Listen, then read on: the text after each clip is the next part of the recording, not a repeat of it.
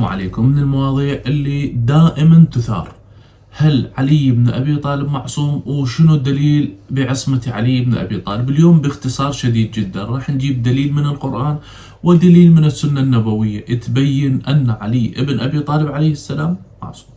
أما الدليل من القرآن الكريم فهو قول الله تبارك وتعالى: إنما يريد الله ليذهب عنكم الرجس أهل البيت ويطهركم تطهيرا. أدري راح يصير كلام وحديث طويل عريض، هاي الآية ما نزلت في حق أهل البيت وقالها فلان وقالها فلتان، لكن خلينا نتبع ونشوف شنو يقول أهل التفسير بها وشنو يقولون العلماء في هذه الآية، وهل شرح النبي صلى الله عليه وآله معناها وبين لو ما بين. أول شيء وأهم شيء لازم نفهمه في هذه الآية المباركة ما هو معنى الرجس حتى نستطيع أن نفهم معنى الآية المباركة.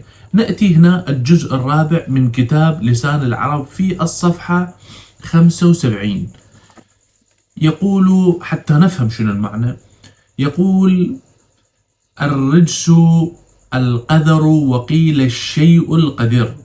كما يقول أيضا: وقد يعبر به عن الحرام والفعل القبيح والعذاب واللعنة والكفر، كل هذا يعبر عنه بالرجس.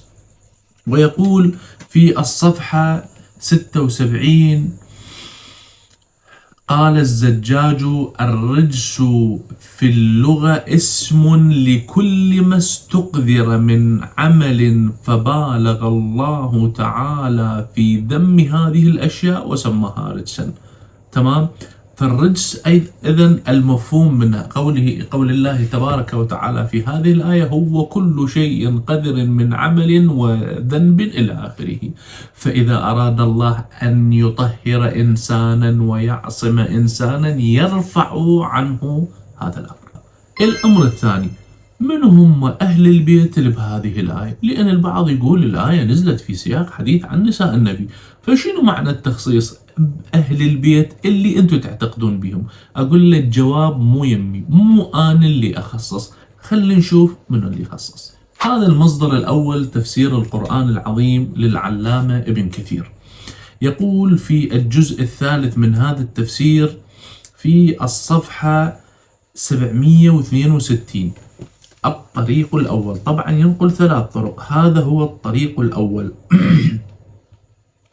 عن واثلة بن الأسقع، وهو واحد من الصحابة من أصحاب الصفة، قال: ألا أخبركم بما رأيت من رسول الله صلى الله عليه وآله؟ أنا أتمنى تركزون ويا الطرق، لأن الحديث فيه 3 طرق أو 4 طرق حتى نفهم شنو معناها. هذا يقول: أنا رأيت من رسول الله صلى الله عليه وآله. قلت: بلى. قال: أتيت فاطمة رضي الله عنها أسألها عن علي رضي الله عنه، فقالت: توجه إلى رسول الله صلى الله عليه وآله. فجلست أنتظره حتى جاء رسول الله صلى الله عليه وآله، ومعه علي وحسن وحسين، آخذ كل واحد منهما بيده، حتى دخل فأدنى عليا وفاطمة وأجلسهما بين يديه، وأجلس حسنا وحسينا كل واحد منهما على فخذه، ثم لف عليهم ثوبه أو قال كساءه، ثم تلا صلى الله عليه وآله هذه الآية: إنما يريد الله ليذهب عنكم الرجس أهل البيت ويطهركم تطهيرا. وقال: اللهم هؤلاء أهل بيتي وأهل بيتي أحق. هذا الطريق الأول. الطريق الثاني عن أم سلمة رضوان الله عليها، قالت: إن هذه الآية نزلت في بيتي. هسه ما أعرف الروايات تسميها آية، أنا ما حدخل بالتفاصيل، ما قالت جزء من آية، قالت آية بدون الدخول بالتفاصيل. إنما يريد الله ليذهب عنكم الرجس أهل البيت ويطهركم تطهيرا. قالت: وأنا جالسة على باب البيت، فقلت: يا رسول الله، ألست من أهل البيت؟ أنا زوجتك، أنا زوجك، ألست من أهل البيت؟ فقال صلى الله عليه وآله: إنك إلى خير، أنت من أزواج النبي صلى الله عليه وسلم. قالت: وفي البيت رسول الله صلى الله عليه وآله وعلي وفاطمة والحسن والحسين، ويقول في الهامش: حسن انظر أحمد. تمام. في صفحة 765 من نفس الكتاب عن عائشة: واثلة أم سلمة. الآن عن عائشة لاحظ 3 طرق، ولكل طريق حادثة. يعني ما جاءت بحادثة واحدة ونقلها فلان وفلان، لا لا لا، يعني تكرر الفعل من النبي صلى الله عليه وآله، يريد يبين أمر مهم. الآن عن عائشة: خرج النبي صلى الله عليه وآله ذات غداة وعليه مرط مرحل من شعر أسود، فجاء الحسن فأدخله معه، ثم جاء الحسين فأدخله، جاءت فاطمة فأدخلها، جاء علي فأدخله معه، ثم قال: إنما يريد الله ليذهب عنكم الرجس أهل البيت ويطهركم تطهيرا. رواه مسلم عن فلان إلى آخره. الطريق الرابع في سنن الترمذي، قال عن عمرو بن أبي سلمة ربيب النبي صلى الله عليه وآله، قال: نزلت هذه الآية على النبي. يكرر من يذكرها يقول آية مو جزء من آية: إنما يريد الله ليذهب عنكم الرجس أهل البيت ويطهركم تطهيرا، في بيت أم سلمة. فدعا النبي، من نزلت رسول الله دعا. ليش دعيت يا رسول الله؟ هنا النبي يبين لا يصير خلط على الأمة. فدعا النبي صلى الله عليه وآله فاطمة وحسنا وحسينا فجللهم بكساء، وعلي خلف ظهره فجلله بكساء. ظاهرا المفهوم كلهم بكساء، وعلي وحده بكساء. ثم قال: اللهم هؤلاء أهل بيتي فأذهب عنهم الرجس وطهرهم تطهيرا. فقالت أم سلمة: وأنا معهم يا رسول الله. قال: أنت على مكانك وأنت إلى خير. ويقول المعلق والمحقق صحيح. فإذا هذه طرق 4 تبين من هم أهل البيت عليهم السلام.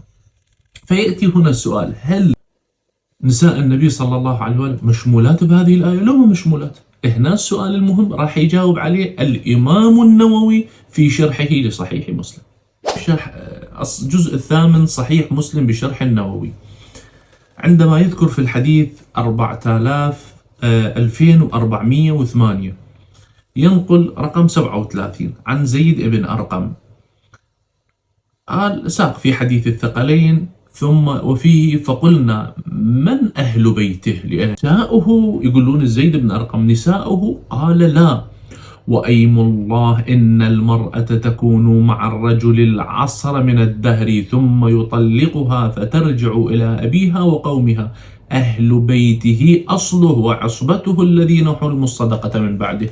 وفي هذا الحديث يعمم، يقول: قال: هم آل علي وآل عقيل وآل جعفر وآل عباس كلهم حرموا الصدقة. لكن فهمنا النبي صلى الله عليه وسلم من كل هاي المجموعة التي حرم الصدقة خصص من أهل البيت، خصص هؤلاء ال5. فيأتي هنا في صفحة 180 الشرح، يقول العلامة الإمام النووي: فقلنا من أهل بيته نساؤه؟ قال: لا، فهاتان الروايتان ظاهرهما التناقض. والمعروف في معظم الروايات في غير مسلم أنه قال نساؤه لسن من أهل بيته. إذن تبين ملخص الكلام أحبتي أن هذه الآية المباركة تبين من هم الذين عصمهم الله ومن هم أهل البيت عليهم السلام. إذن الجواب عن السؤال: نعم، علي معصوم بنص القرآن الكريم. أما من سنة النبي صلى الله عليه وسلم، فهل هناك حديث صحيح يبين أن عليا وآل علي عليهم السلام معصومون أو لا؟ في سنن الترمذي يقول في صفحة 916 الحديث 3788، قال: إني تارك فيكم ما إن تمسكتم به لن تضلوا بعدي، أحدهما أعظم من الآخر. طبعا الترك 2، لكن النبي صلى الله عليه وآله جعله 1.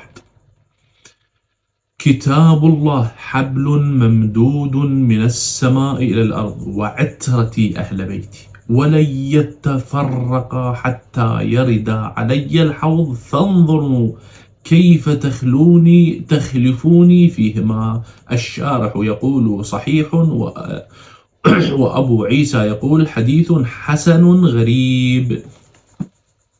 فهذا الحديث الصحيح يبين أن النبي صلى الله عليه وآله قرن العترة بالقرآن، والقرآن هدى ونور، وكذلك لازم هذا الحديث أن تكون العترة وأهل البيت عليهم السلام هدى ونور. فهذا دليل لأن القرآن معصوم لا يخطأ، وكذلك من جعله النبي صلى الله عليه وآله مقارنا في الهداية والإنقاذ من الضلال مع القرآن الكريم لازمه أن يكون معصوما. ومن الله التوفيق، نسألكم الدعاء. في أمان الله.